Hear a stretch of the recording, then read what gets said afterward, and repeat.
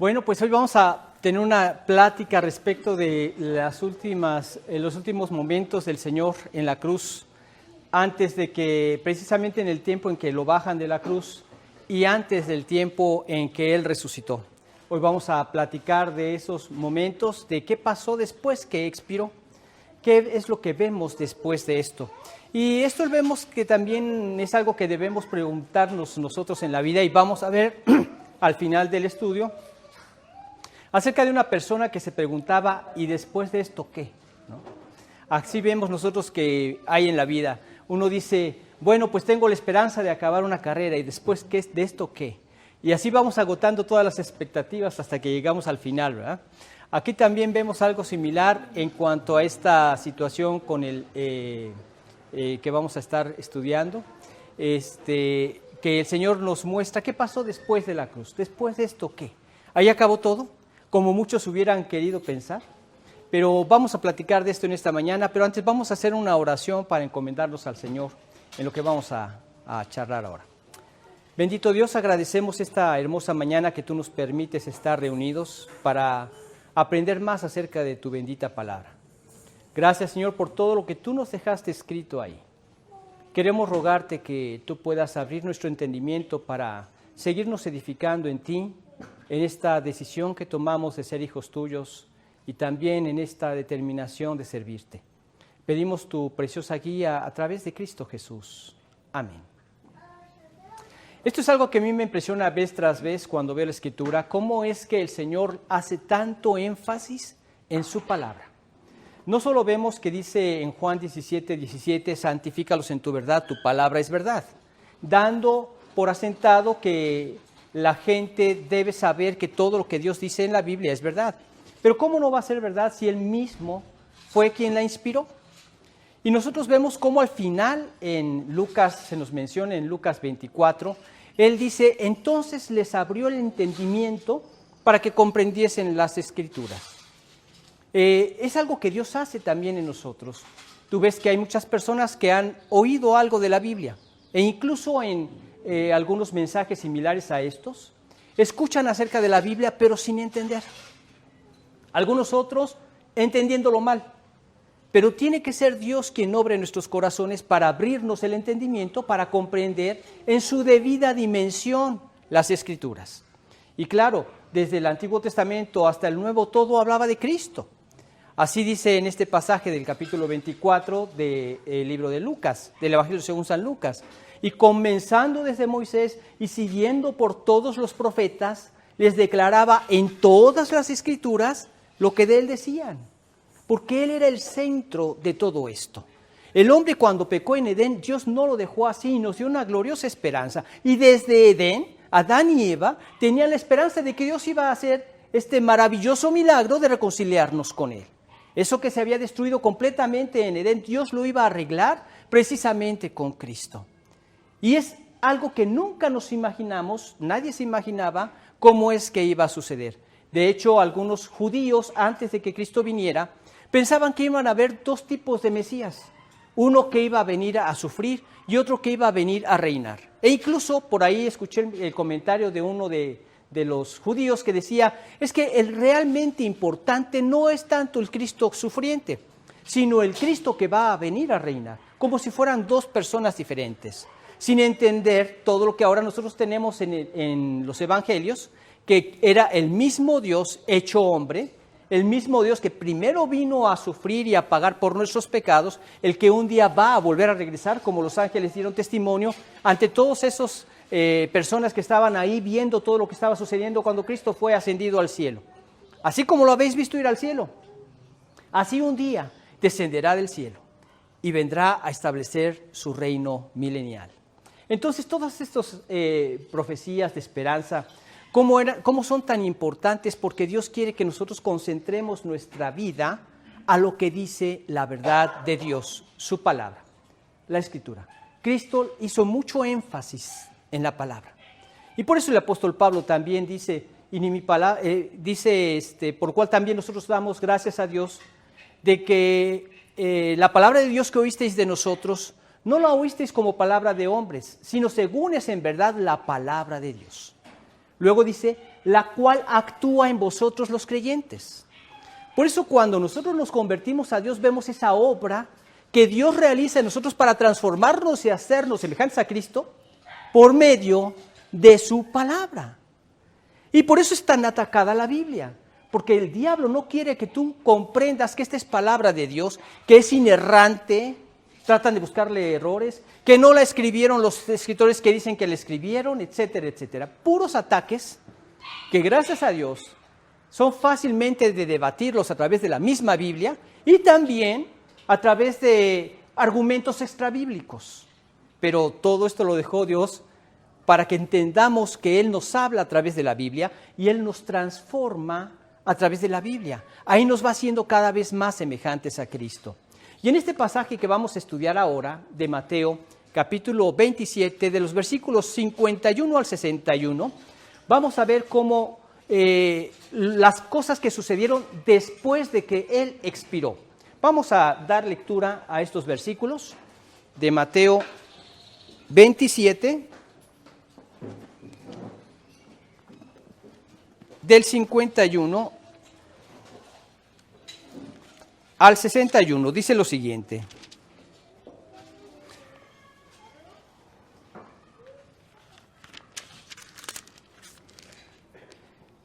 Y he aquí el velo del templo se rasgó en dos, de arriba a abajo, y la tierra tembló, y las rocas se partieron. ¿Cuándo ocurrió esto? Si leemos desde el 48, dice, y al instante corriendo uno de ellos tomó una esponja y la empapó de vinagre y poniéndola en una caña le dio a beber. Pero los otros decían, deja, veamos si viene Elías a librarle. Mas Jesús, habiendo otra vez clamado a gran voz, entregó el espíritu. Expiró. Y después de que expiró, ¿qué? Dice, y he aquí el velo del templo se rasgó en dos, de arriba a abajo, y la tierra tembló, y las rocas se partieron, y se abrieron los sepulcros, y muchos cuerpos de santos que habían dormido se levantaron. Y saliendo de los sepulcros, después de la resurrección de él, vinieron a la santa ciudad y aparecieron a muchos. El centurión y los que estaban con él guardando a Jesús, visto el terremoto y las cosas que habían sido hechas, temieron en gran manera y dijeron, verdaderamente este era Hijo de Dios. Estaban allí muchas mujeres mirando de lejos, las cuales habían seguido a Jesús desde Galilea, sirviéndole, entre las cuales estaban María Magdalena, María la madre de Jacobo y de José, y la madre de los hijos de Zebedeo.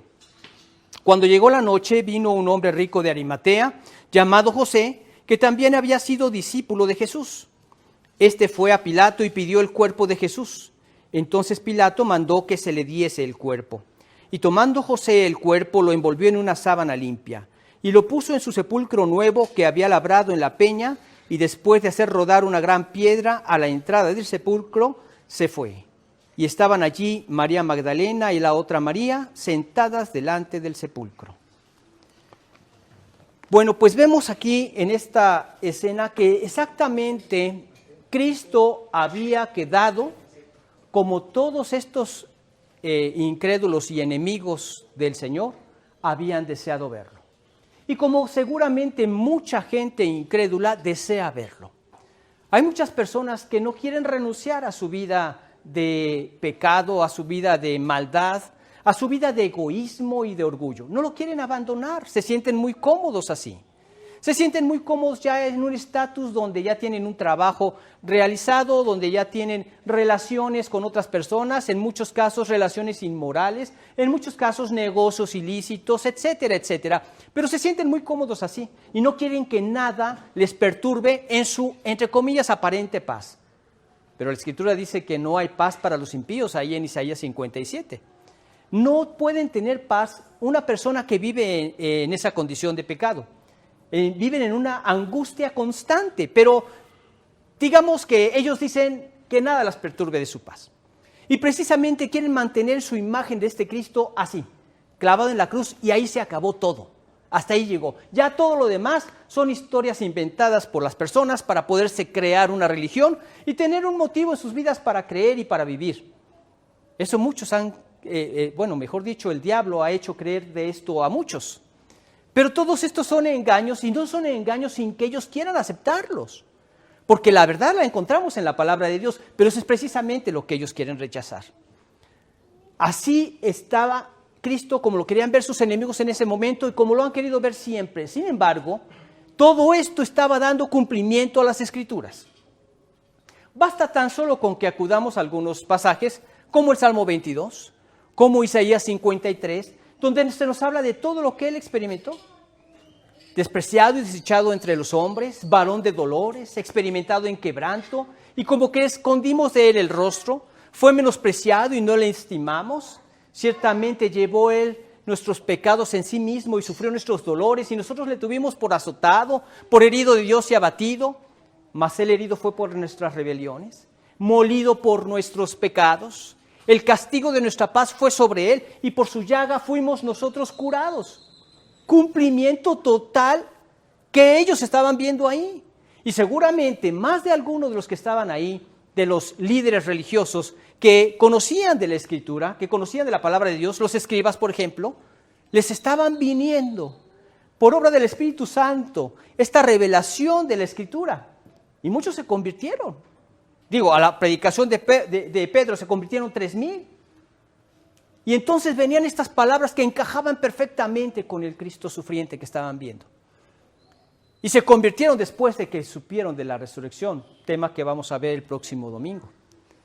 Pero entonces estaban ahí viendo el cumplimiento de todas las Escrituras, y todas las Escrituras tienen cumplimiento. Por eso Jesucristo mismo lo dijo ya en su estado de cuerpo transformado, resucitado, en un cuerpo que ya va a tener por toda la eternidad. Y ahí él mismo declaró esto: era necesario que se cumpliese todo lo que está escrito de mí en la ley de Moisés, en los profetas y en los salmos. O sea, todo lo que había sido profetizado, ahí se vio ese cumplimiento. Por eso es que eternamente todos los santos estaremos alabando a Dios. Cuando leemos ahí en Apocalipsis capítulo 5, los versículos 9 y 10, dice: y cantaban un nuevo cántico diciendo: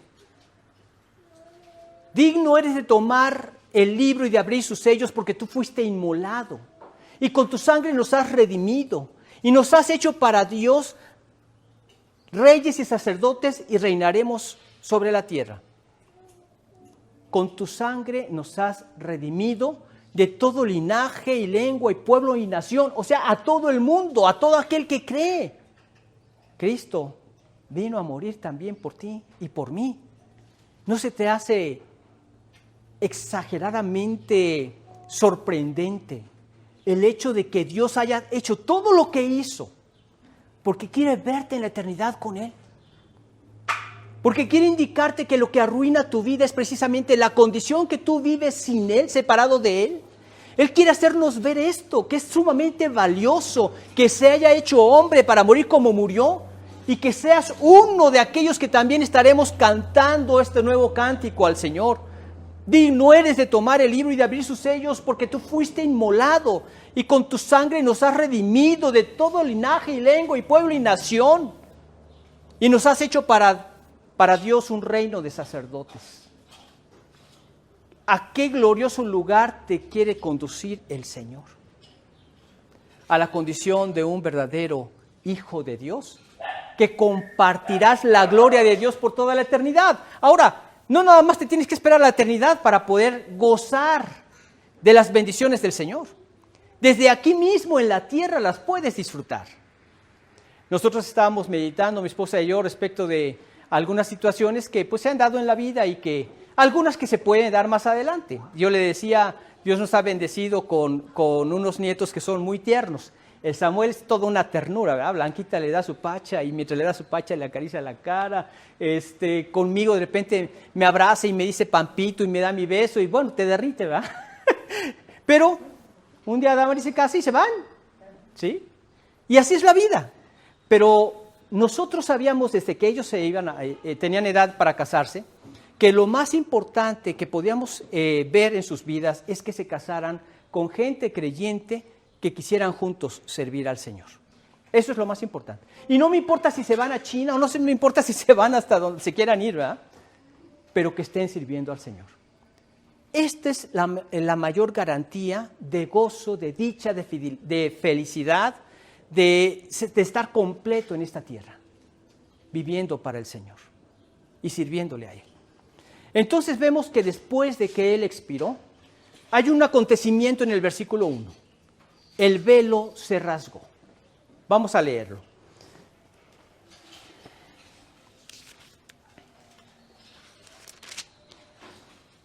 Dice en el versículo 51, y he aquí el velo del templo se rasgó en dos de arriba a abajo, y la tierra tembló y las rocas se partieron.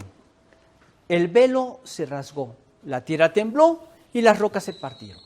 Vamos a escuchar un poco de historia de lo que significa este velo, que lo encontramos en Hebreos, en capítulo 9, en los versículos del 1 al 15. Era un velo que separaba el lugar santo del lugar santísimo. En el lugar santo habían establecido ciertas partes del mobiliario. Estaba el candelero, estaba el altar del incienso y estaban los panes de la proposición. Y separados del velo estaba el lugar santísimo, al cual solamente podía entrar una vez al año, el día de la expiación. Pero vamos a leer lo que dice aquí en Hebreos capítulo 9, de los versículos 1 al 15. Dice, ahora bien, aún el primer pacto tenía ordenanzas de culto y un santuario terrenal, porque el tabernáculo estaba dispuesto así. En la primera parte, llamada el lugar santo, estaban el candelabro, la mesa y los panes de la proposición. Y tras el segundo velo estaba la parte del tabernáculo llamada el lugar santísimo, el cual tenía un incensario de oro y el arca del pacto cubierta de oro, y por todas partes, en la que estaba una urna de oro que contenía el maná, la vara de Aarón que reverdeció y las tablas del pacto. Y sobre ella los querubines de gloria que cubrían el propiciatorio, de las cuales cosas no se pueden ahora hablar en detalle. Y así dispuestas estas cosas, en la primera parte del tabernáculo entraban los sacerdotes continuamente para cumplir los oficios del culto. Pero en la segunda parte, solo el sumo sacerdote una vez al año, no sin sangre, la cual ofrece por sí mismo y por los pecados de ignorancia del pueblo, dando el Espíritu Santo a entender con esto que aún no se había manifestado el camino al lugar santísimo, entre tanto que la primera parte del tabernáculo estuviese en pie, la cual es símbolo para el tiempo presente, según el cual se presentan ofrendas y sacrificios que no pueden hacer perfecto en cuanto a la conciencia al que practica ese culto, ya que consiste solo de comidas y bebidas de diversas abluciones y ordenanzas acerca de la carne impuestas hasta el tiempo de reformar las cosas. Pero estando ya presente Cristo, sumo sacerdote de los bienes venideros, por el más amplio y más perfecto tabernáculo, no hecho de manos, es decir, no de esta creación, y no por sangre de machos cabríos ni de becerros, sino por su propia sangre, entró una vez para siempre en el lugar santísimo, habiendo obtenido eterna redención.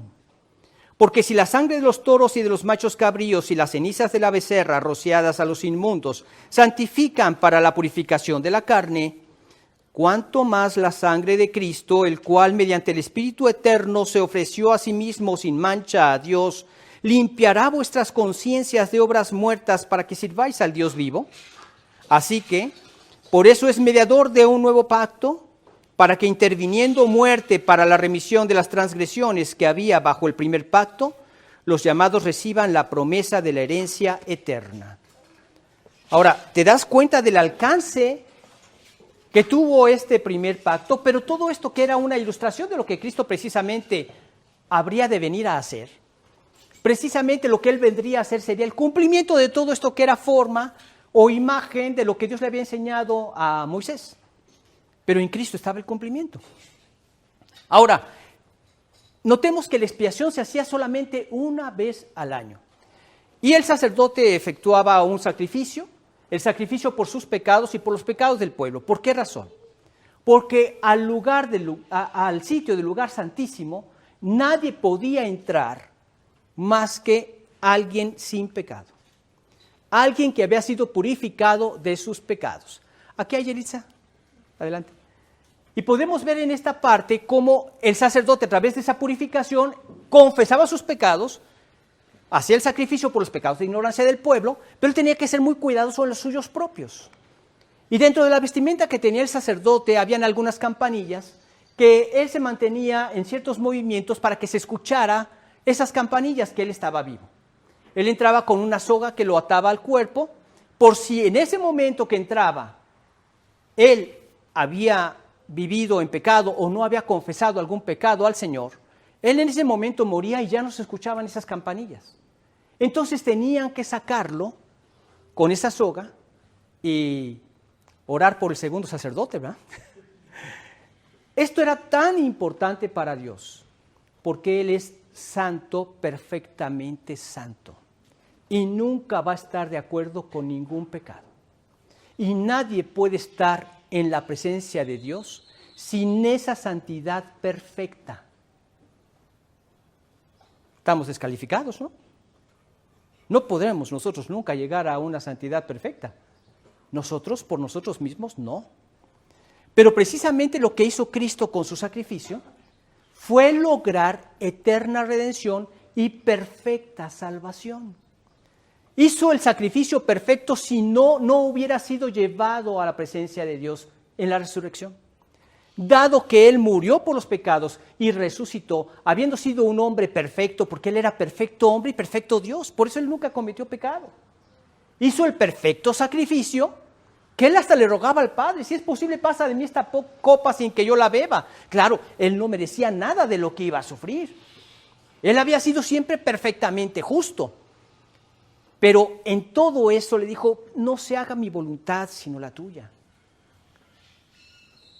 Quizá pensaba en ti y en mí, en que no teníamos otra forma de salvarnos, más que con ese sacrificio.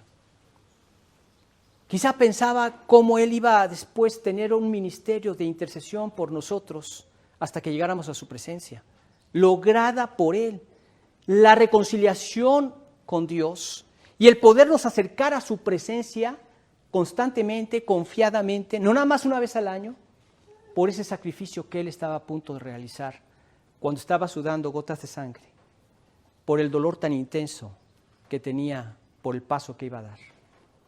Un dolor intenso. Claro, pongámonos un poco en sus pies. Era hombre como tú y como yo.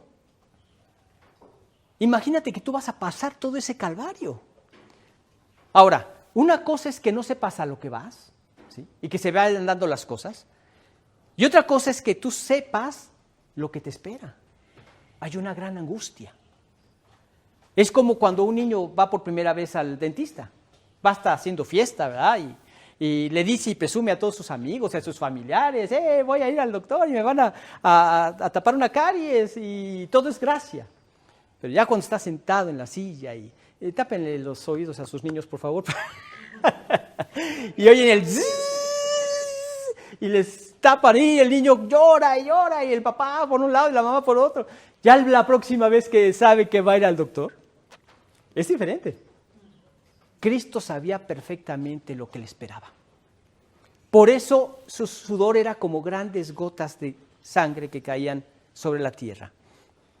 Han comentado que esta es la condición de un sufrimiento extremo en donde los poros se llegan a cerrar a tal grado que brota con el sudor sangre, por el sufrimiento intenso. Ahora, te pones a pensar todos los detalles que van marcando un aspecto y otro aspecto y otro aspecto del inmenso amor que Dios tuvo por ti. No lo veas como que murió por todos nosotros, no. Él murió por mí. Ese hermoso e inmenso sacrificio, ¿no crees que valga la pena cualquier tipo de sacrificio que yo tenga que realizar para servirle? Para hacer su voluntad. Y ahí lo vemos al Señor realizando ese sacrificio y vemos cómo todo esto que hacía el sumo sacerdote hablaba de lo que Cristo iba a realizar, que lo hacían una sola vez al año y nosotros por lo que Él hizo en la cruz nos da libre acceso a la presencia de Dios. ¿Por qué? Porque el velo fue roto de arriba a abajo. Pero noten esto, primero se menciona que el velo se rompió y que luego hubo un terremoto, ¿verdad? Un temblor de tierra. Primero fue que el velo se rompió y luego se nos dice que se rompió de arriba a abajo. Si esto hubiera estado atado a la tierra, pues se hubiera roto de abajo a arriba. Pero es muy significativo que se rompió de arriba a abajo porque fue Dios quien estableció este nuevo camino por medio del sacrificio de Jesucristo para todo aquel que cree, a la presencia de Dios, al lugar santísimo. Por eso leemos en Hebreos 10:22 que nos dice que simplemente debemos de limpiarnos y acercarnos confiadamente a Dios. Y esa es la forma como tenemos que acercarnos a Dios, confesando nuestros pecados. Y en el 4:16 que nos acerquemos confiadamente a este trono de la gracia. Confiadamente por lo que Cristo ya realizó en nuestro lugar. O sea, tú nunca vas a poderte acercar por tus propios méritos a Dios. Y eso lo debemos tener bien claro. Nos acercamos a su presencia por los méritos de Jesucristo, a quien hemos aceptado como nuestro Señor y Salvador. Esto es lo que nos da libre acceso a Dios. Ahora, fueron varias cosas. Tembló después. Primero se rompió. Se rompió de arriba a abajo. ¿Y esto qué nos estaba indicando?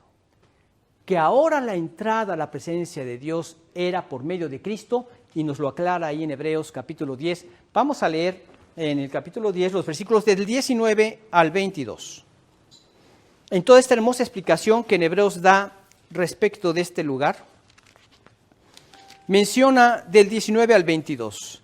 Así que, hermanos, teniendo libertad para entrar en el lugar santísimo por la sangre de Jesucristo, por el camino nuevo y vivo que Él nos abrió a través del velo, esto es, de su carne, y teniendo un gran sacerdote sobre la casa de Dios, acerquémonos con corazón sincero, en plena certidumbre de fe, purificados los corazones de mala conciencia y lavados los cuerpos con agua pura. Esta es la forma como nos acercamos a Dios. Él abrió el paso a su presencia. Qué gran confianza nos da entonces cada vez que oramos a Dios. Por eso cuando hacemos oraciones colectivas, lo primero que hacemos es pedirle a Dios perdón por nuestros pecados y quitar cualquier estorbo que nos permita entrar a la presencia de Dios. Somos conscientes que no vamos a entrar por méritos propios, sino por los méritos de Jesucristo, pero esta es la forma como a Él le agrada que lleguemos, en comunión con Él, en santificación. Lo mismo podemos hacer en nuestro tiempo devocional, o debemos hacer. Antes de empezar a orar a Dios, debemos confesar nuestros pecados a Dios y después comenzar nuestra oración. Pero estamos conscientes de que Él nos escucha. Acerquémonos pues confiadamente al trono de la gracia, para alcanzar misericordia y hallar gracia para el oportuno socorro, en esa confianza de que por los méritos de Cristo, con su sangre, nos abrió el camino a la presencia de Dios en todo momento. ¿No se te hace algo fenomenal? Que antes, una vez al año, nada más se podía acercar el sumo sacerdote. Y nosotros lo podemos hacer en todo momento. Todo por lo que Cristo hizo por nosotros. ¿Y a dónde nos acercamos? A la presencia de Dios mismo. Tenemos ese libre acceso ahora a la presencia de Dios. Por eso es común encontrar que los creyentes podamos decirle Abba, Padre, o decirle Papito, o decirle Padre Celestial. Padre, en Cristo somos sus hijos. Y tenemos esa confianza para acercarnos al Señor. Qué hermoso lo que Cristo realizó por nosotros. Y a través de ese hermoso sacrificio que Él realizó por nosotros en la cruz, podemos nosotros ver un cambio en varias cosas que se tenían hasta ese entonces. El sacerdote entraba una vez al año, intercediendo por el pueblo. Nosotros ahora vemos que después se quitó ese antiguo orden y que aunque seguían realizando sacrificios, ya no los pueden realizar ahora. ¿Por qué? No es por pura casualidad que después, en el año 70, fue destruido el templo y el lugar del culto que ellos tenían. Porque nada más podrían efectuar sacrificios, de acuerdo a lo que dice en Deuteronomio, en un solo lugar. Sino en el lugar que Jehová escogiera en una de sus tribus, allí efectuará sus sacrificios y ahí haréis todos sus holocaustos. Y este lugar ya quedó destruido. Porque ya hay un nuevo camino, hay un nuevo sacerdocio. ¿Y sabes quiénes son ahora los sacerdotes del Señor? Los creyentes. Leamos lo que dice en 1 de Pedro, capítulo 2, versículo 9.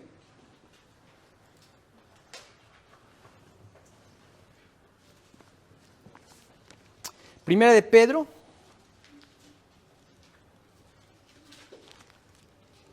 capítulo 2. Dice el 9, mas vosotros sois linaje escogido, real sacerdocio. ¿Recuerdan el canto de los redimidos que vamos a estar cantando por toda la eternidad?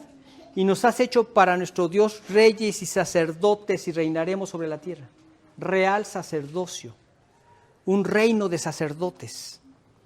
Nación santa, pueblo adquirido por Dios, para que anunciéis las virtudes de aquel que os llamó de las tinieblas a su luz admirable. Nosotros podemos compartir, interceder por las personas a través de nuestras oraciones para que se conviertan al Señor. ¿Tienes algún cónyuge que no es creyente? ¿Tienes algún hijo que no es creyente? ¿Tienes algún amigo que no es creyente? ¿Algún vecino, familiar? Estás haciendo la obra de sacerdote cada vez que le pides a Dios para que obre en su salvación. Y está viendo tu vida. Viven cerca de ti. Y a través de tu vida les estás indicando cuál es el estilo de vida al que Dios los está llamando. Pero sin la ayuda de Dios, sin la guía de Dios, es imposible que vengan a sus pies. Tú ruegas al Señor para que les abra los ojos, para que les abra el entendimiento y comprendan las Escrituras. Y vengan a los pies de Cristo, vengan a su salvación. Esta obra de sacerdocio no debemos cansarnos de hacerla día con día. Vosotros sois linaje escogido, real sacerdocio, nación santa, pueblo adquirido por Dios con su sangre. ¿Con qué propósito? Para que les sirvamos, para que anunciemos su evangelio a otras personas y llevarlos a su salvación. El sacerdocio cambió. Y todo lo que estaba determinado en la ley se cumplió. Prueba de ello es lo que leemos en Colosenses capítulo 2, de los versículos 14 al 17.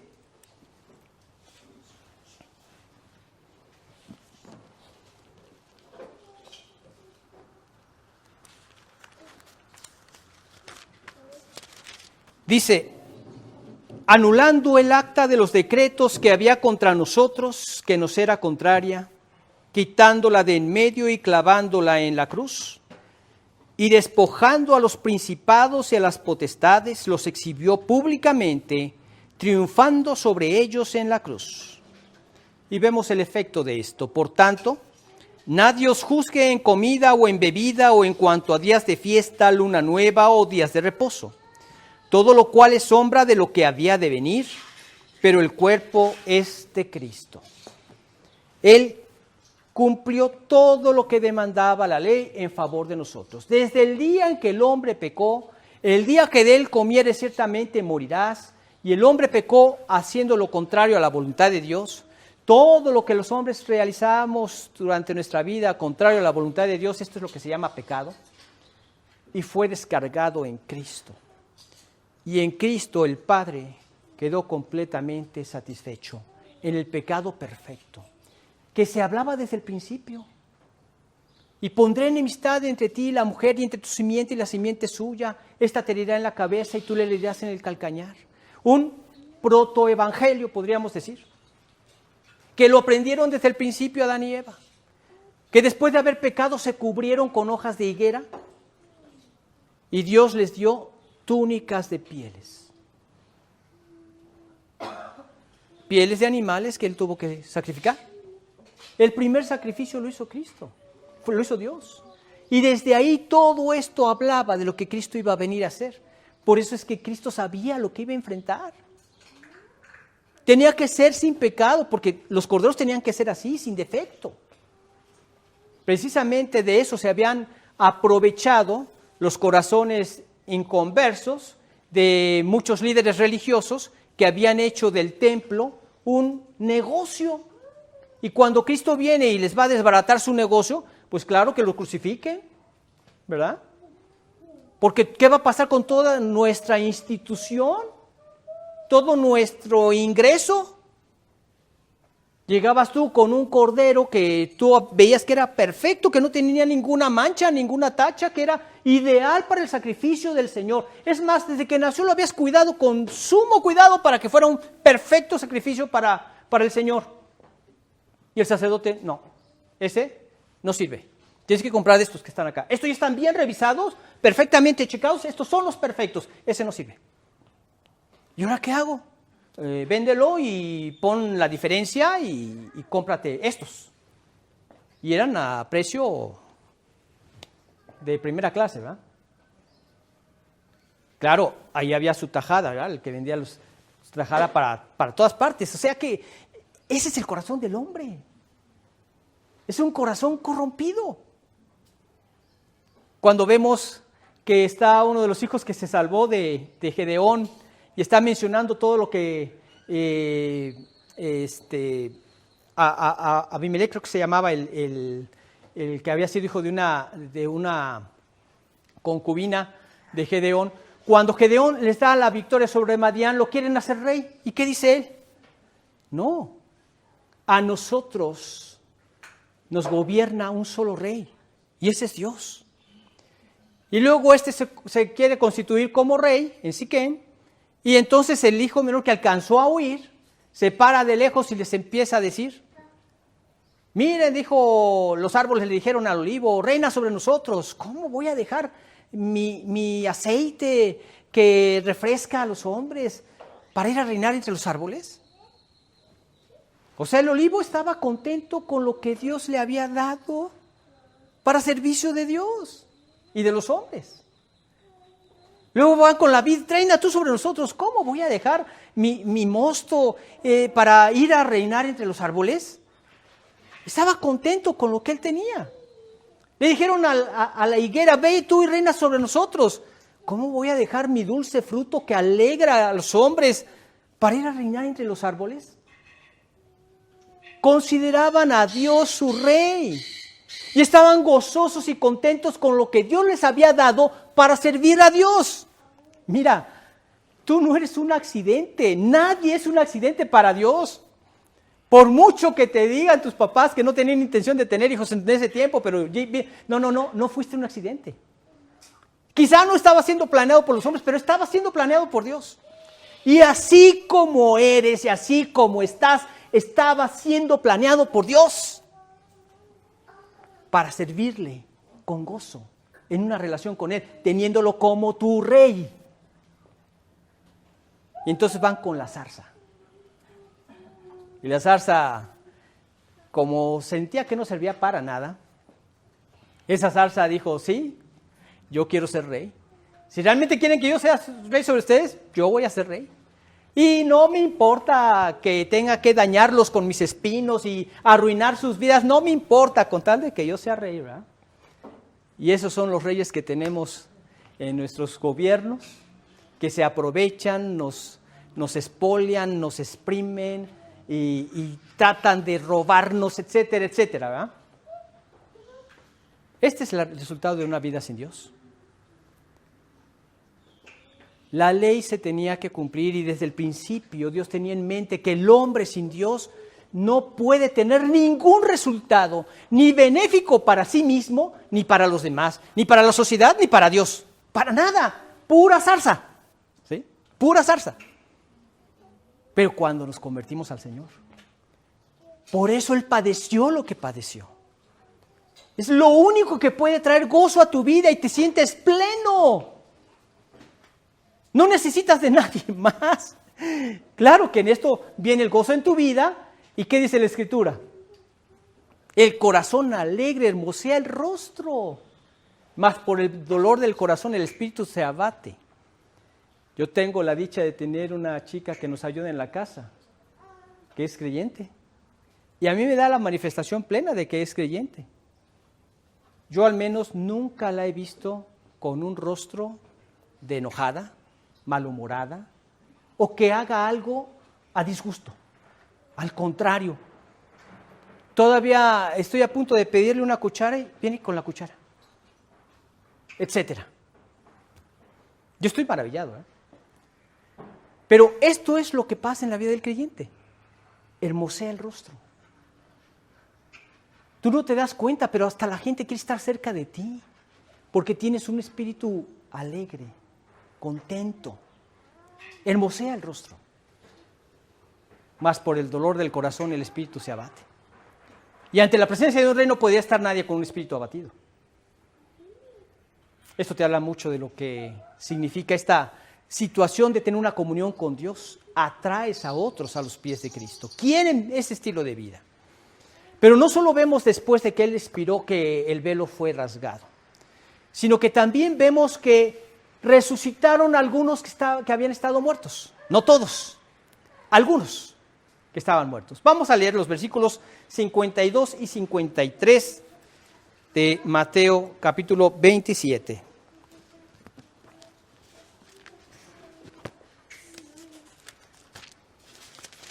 Dice: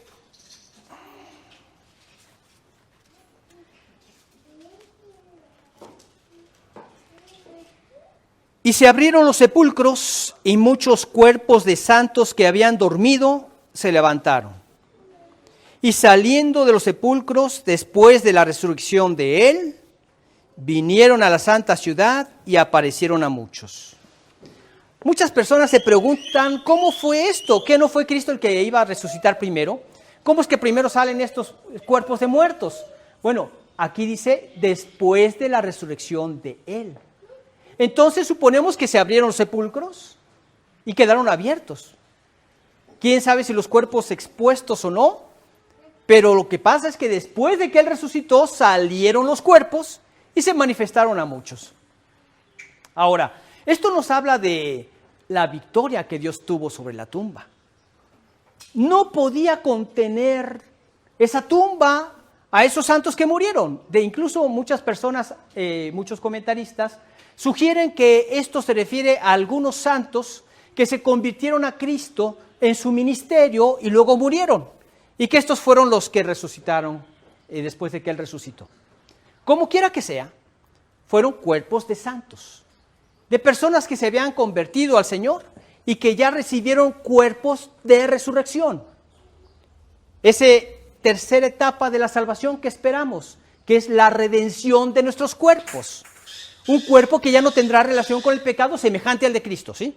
En esos cuerpos fueron en los que ellos resucitaron.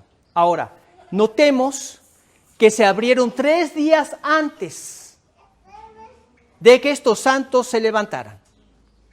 3 días antes. Ellos no podían anticiparse a la escena de la resurrección perfecta de Cristo, porque hasta entonces vendría la culminación de toda esta desenlace de redención por nosotros, llegar a la presencia del Padre. La culminación. Y después que Él resucitó, ellos ascendieron. Pero qué importante es esta escena. Qué importante es meditar nosotros en cómo este tipo de escenas nos hablan de ese poder impresionante de Dios que un día veremos cumplido en nosotros. ¿Qué esperanza nos da esto para esperar la muerte? Yo he oído muchos testimonios, he leído muchas anécdotas de personas que en el estado de muerte, ya en el lecho de muerte, ven al Señor. Y se regocijan cuando ven al Señor. Y parten con Él, sabiendo que un día van a regresar con Él a recibir un cuerpo semejante al de Él. Gloriosa esperanza que no tiene nadie más que los hijos de Dios, los creyentes. Ninguna otra religión te promete tener al Dios que te salva dentro de ti, morando dentro de ti. ¿Te das cuenta del privilegio que tenemos como hijos de Dios? Y luego que vamos a resucitar y que vamos a tener un cuerpo que ya no tendrá relación con el pecado. Por eso el cielo va a ser el cielo, ¿verdad? Porque ya no va a haber pecado. Ponte a meditar en tu vida. Todas las desgracias que padeces tienen un común denominador. Se llaman pecado. Pecado de otros contra ti o pecados tuyos. Pero a final de cuentas es pecado. En la gloria ya no habrá pecado, por eso será la gloria.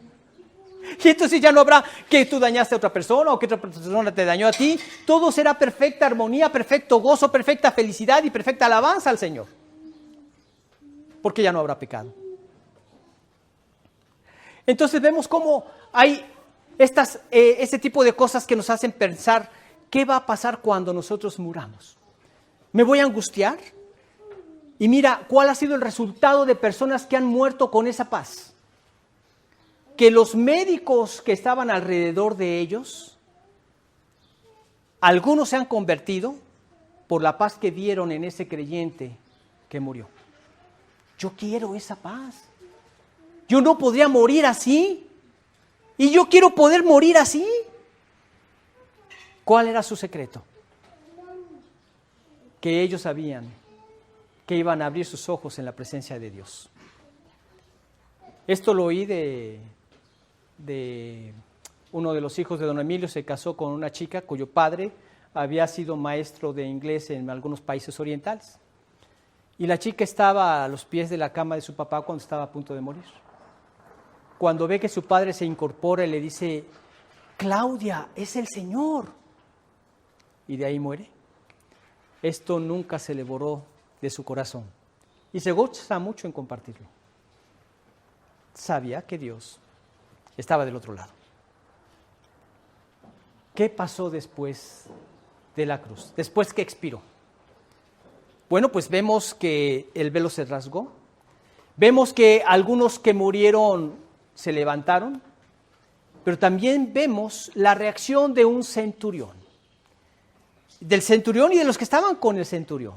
Aunque el centurión fue el portavoz de todos ellos. Leamos lo que dice ahí en el versículo 54. Mateo 27, 54. Dice, el centurión y los que estaban con él guardando a Jesús, visto el terremoto y las cosas que habían sido hechas, temieron en gran manera y dijeron, verdaderamente este era Hijo de Dios.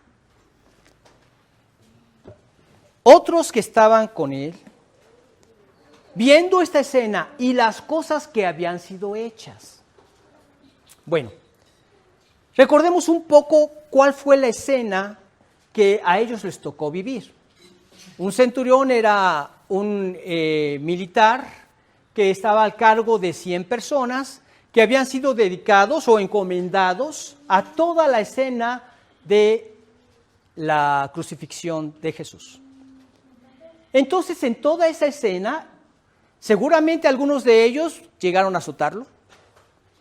Seguramente algunos de ellos que estaban ahí, cuando vieron que se burló Herodes de él, le pusieron un manto púrpura de realeza, le pusieron una corona de espinas, le golpeaban en la cabeza, le decían profetiza, dinos algo, profetízanos. Y él callado, recibiendo todo esto. Yo estoy seguro que muchos de ellos no era la primera ejecución que realizaban. Y habían visto la reacción de las personas que habían sido mutilados por ellos, que eran muy distintas a las que estaban viendo en él. Quizá maldiciéndolos, quizá rogándoles que no les volvieran a pegar, no sé. Y él, como cordero, fue llevado al matadero. Y como oveja delante de sus trasquiladores enmudeció y no abrió su boca.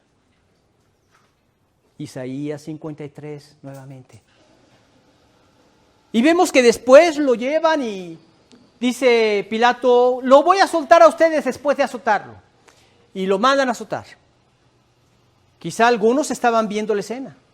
Quizá otros fueron los que les tocó el lacerarlo. Pero cada vez que le golpeaban, enmudeció, no abrió su boca. Esto seguramente calaba hasta sus huesos. ¿Qué clase de ser es este que tenemos enfrente? Lo saca delante de ellos Pilato para que vean cómo quedó. Ahora sí, aquí está su rey. No queremos a él, danos a Barrabás. Y ellos, ¿cómo? ¿Qué quieren con él? ¡Crucifícale, crucifícale! Y ellos viendo toda esta escena, llevándolo por el camino, viendo esas mujeres que lloraban y él diciéndoles, no lloren por mí, lloren por ustedes mismas. Porque si esto hacen en el árbol verde, ¿qué no harán en el seco? Y ellos eran el seco. Y viendo toda esta escena, ellos estaban cerca de él. Y luego lo ponen en la cruz, lo clavan y lo levantan junto con 2 ladrones. Y injuriándole junto con las demás personas. Ay, si eres hijo de Dios, sálvate a ti mismo y sálvanos a nosotros, decían los nada perdidos, ¿verdad? Los ladrones. Sálvanos a nosotros. Y uno de ellos, que quizá había visto algo de estas escenas, le dijo, oye, yo sí lo injuriaba, pero no sabía qué clase de hombre es este. Pero ¿quién va a decirle a Dios, perdónalos porque no saben lo que hacen cuando te están matando? Señor, acuérdate de mí cuando vengas en tu reino. Imagínate a los soldados ahí al pie de la cruz, oyendo esto. ¿Qué está diciendo este ladrón? Y luego Jesús le dice, de cierto te digo que hoy estarás conmigo en el paraíso. Todo eso les iba penetrando en el corazón. Y ellos estaban ahí alrededor viendo todo esto y viendo cómo unas personas estaban agarrando de las ropas que le habían quitado y echando suertes sin saber que estaban dando cumplimiento a otra profecía en el Salmo 22. Repartieron entre sí mis vestidos y sobre mi ropa echaron suertes. Y luego Jesús dice, ya consumado es. Inclina la cabeza, entrega el espíritu. Y vino una oscuridad de las 12 del día a las 3 de la tarde. 3 horas. Pues claro, fue un eclipse. ¿Un eclipse? Recordemos que fue la Pascua. Los judíos la Pascua la celebraban en luna llena. ¿Cuál eclipse? No podía haber eclipse. Ellos lo sabían, que era la indignación del Creador y su creación ante todo lo que le estaban haciendo injustamente al Dios creador del universo. Y luego el terremoto. Tinieblas, terremoto, se abren las tumbas. Verdaderamente este hombre es el Hijo de Dios. Ya cuando hacen resumen de todo esto y ven la forma como mueren y ven toda esta conmoción, dicen verdaderamente este es el Hijo de Dios, este hombre. Cuán apropiado sería que cada uno de nosotros fuera consciente de todo lo que significó esa muerte, de todo lo que pasó en esa cruz por ti, por mí. ¿No crees que Dios esté airado con tantos que lo rechazan? Que no seamos nosotros uno de ellos, sino al contrario, que esté gozoso porque apreciamos lo que Él hizo por nosotros en la cruz. Este hombre, haciendo coro por los demás, ciertamente este hombre era el Hijo de Dios. Según la tradición, se comenta que este hombre llegó a ser predicador del Evangelio y murió como un mártir. Yo no lo dudo, porque tenía suficientes elementos para dar su vida por Cristo y nunca volver atrás. Suficientes cosas había visto. Ya no digamos lo que vio después en la resurrección, ¿verdad? Tenía suficiente para vivir para el Señor y morir por el Señor. Y por eso es que, ¿qué más encontramos después de que expiró? Después de que expiró, vemos el velo rasgado. Después que expiró, vemos cómo algunos muertos resucitaron. Después que expiró, vemos la reacción de este centurión.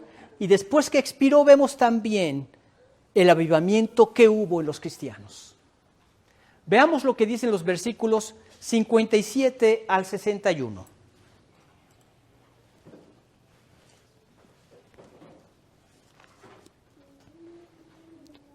Dice, cuando llegó la noche, vino un hombre rico de Arimatea llamado José, que también había sido discípulo de Jesús. Este fue a Pilato y pidió el cuerpo de Jesús.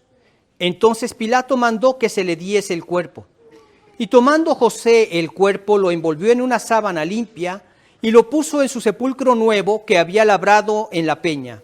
Y después de hacer rodar una gran piedra a la entrada del sepulcro, se fue. Y estaban allí María Magdalena y la otra María, sentadas delante del sepulcro. ¿Quién era este José de Arimatea? Había sido un discípulo secreto de Jesús. ¿Qué lo llevó a ser un discípulo secreto? No sabemos si el hecho de pertenecer al concilio lo haya llevado a tener ciertas precauciones para no abiertamente manifestarse como un discípulo de Cristo.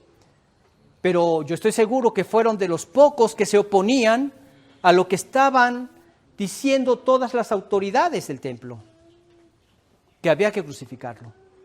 No participaban en lo que ellos decían.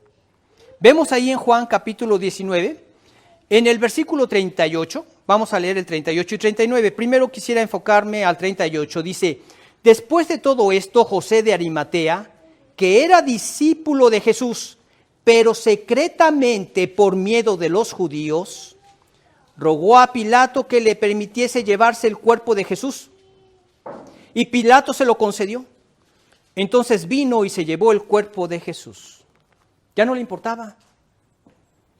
Ya no le importaba que dijeran que él estaba haciendo algo por Jesús, cuando lo consideraban un desecho, cuando no sabían qué iba a pasar con ese cuerpo, ¿verdad? Cuando quizá pensaban que ese cuerpo iba a ser echado a la fosa común. Él fue, ¿por qué? Movido por Dios.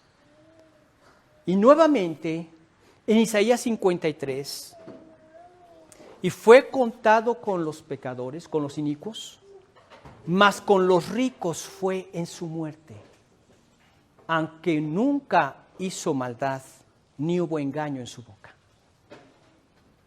Con los ricos fue en su muerte. Y este hombre, yo creo que o sabía o no sabía, no lo sé, pero dio cumplimiento a todas las profecías. Tenían que ser cumplidas. Y eso fue lo que Cristo les dijo. Era necesario que se cumpliese todo lo que está escrito de mí, en la ley de Moisés, en los profetas y en los salmos. Salmo 22, profetas, Isaías 53. Tenía que ser cumplido todo. Y ahora, sí, fui un discípulo secreto, pero ahora no me importa. Claro que después de la resurrección, menos, ¿verdad? Otro discípulo, Nicodemo, que también había estado en lo oculto, pero no consentía con la muerte de Cristo. Y ahora da una fe pública a la gente. Ya no le importa que digan que es un seguidor de Cristo. Dice el versículo 39. También Nicodemo, el que antes había visitado a Jesús de noche, vino trayendo un compuesto de mirra y de áloes, como 100 libras. Ahora, después de haberlo visto así, muchos de estos líderes que conocían la Escritura empezaron a tener la revelación de Dios. Y como dice en el versículo que les comentaba del capítulo 24 de Lucas, entonces les abrió el entendimiento para que comprendiesen las Escrituras. Y ya con un entendimiento abierto, sí, tenía que cumplirse. Él es el Cristo sufriente. Y cuando lo vieron resucitado, Él es el Cristo que va a venir a reinar. Es un solo Mesías. Y lo vino a hacer para salvarme de mis pecados y reconciliarme con Dios. Entonces, no podían quedarse ya callados. Nadie podría quedarse en silencio después de la escena de la cruz. Nadie. Habían visto a Jesús inmovilizado ahí en esa cruz. Ahora ellos tenían que caminar por Él. Lo habían visto quedarse en silencio ante todos los insultos, ante todo lo que le habían hecho. Ahora ellos tenían que hablar por Él. estaba ahí muerto.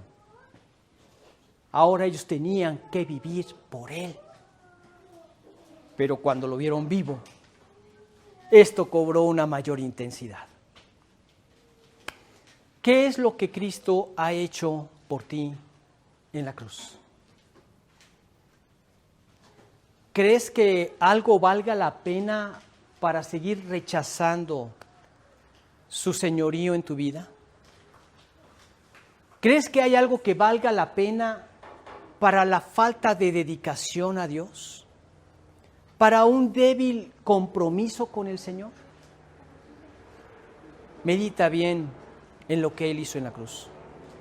Porque después que Él expiró, vemos todas estas escenas que daban un claro testimonio que fue confesado por el centurión. Verdaderamente este hombre es el Hijo de Dios. Un hombre llamado Carlos Finney, allí en 1821, se dedicaba a trabajar en un despacho de abogados. Y ese día llegó en una mañana muy temprano y como no tenía nada más que hacer, empezó a venirle a la mente un diálogo con Dios, ahí en su fuero interior, en su fuero interno. Y en esto oía que el Señor le decía: Carlos, ¿qué piensas hacer cuando termines tu carrera? Bueno, pues estableceré mi despacho en algún lugar. ¿Y después? Después me dedicaré a hacer alguna fortuna y disfrutar de ella. Y después, después, teniendo suficiente dinero, me retiraré y descansaré de mis trabajos. ¿Y después?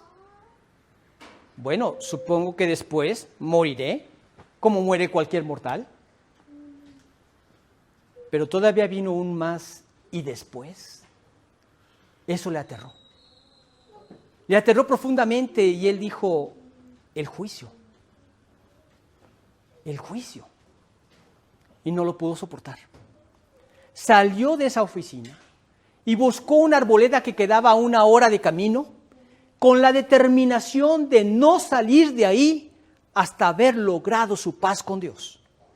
Este hombre se mantuvo orando todo el día, hasta que finalmente salió de este lugar, transformado y dispuesto de dedicar ahora su vida a compartir este mensaje de salvación en Jesucristo. Y la dedicó. Tuvo un ministerio de más de 50 años, predicando y ganando para Cristo a miles de personas. ¿Qué va a pasar después? Sería muy importante que cada uno meditara en esto. Y después, me pienso casar. Y después, pienso tener hijos. Y después. Y siempre vas a tener que llegar a este punto de la muerte. Pero y después de la muerte, el juicio. Dice en Hebreos 9:27, y de la manera que está establecido para los hombres que mueran una sola vez y después de esto, el juicio. Vamos a orar. Padre amado, cuántas gracias te damos por haber resuelto este conflicto que teníamos contigo por nuestra vida de pecado, por nuestro orgullo, por nuestra determinación de hacer de nuestra vida lo que nos viene en gana. Si bien es cierto teniéndote en la mente, pero no en el corazón. Si bien es cierto en ocasiones queriendo hacer tu voluntad, pero en la realidad de nuestras vidas haciendo lo que queremos. Señor, gracias por todos estos acontecimientos que ocurrieron después de que Cristo expiró y que nos hacen meditar en que verdaderamente es el Hijo de Dios, que realizó todo lo que las profecías estaban determinadas, escritas acerca de Él, para podernos reconciliar contigo. Señor, guíanos a meditar en cómo está nuestra relación contigo, a darnos cuenta si estamos ya preparados para ese y después, de la muerte. Parece juicio. Si realmente nosotros vamos a escuchar de tus labios, apartados de mí, malditos, al fuego eterno preparado para el diablo y sus ángeles, o si aceptamos tu preciosa salvación, escucharemos: venid, benditos de mi Padre, heredad del reino preparado para vosotros desde la fundación del mundo. Gracias, Dios, por lo que hiciste por nosotros en la cruz. Guíanos ahora a caminar por ti, a hablar de ti y a vivir para ti. Te lo pedimos en nombre bendito de Jesús. Amén. Bueno, pues meditando en esto, ahora lean los evangelios para ver qué es lo que nos dicen en la parte final. Como dirían algunos, la cereza del pastel. La parte final donde nos habla acerca de la resurrección del Señor Jesús. Y vamos a hablar de varios puntos interesantes respecto de esa resurrección. Que Dios los bendiga y si Dios quiere nos vemos el próximo domingo.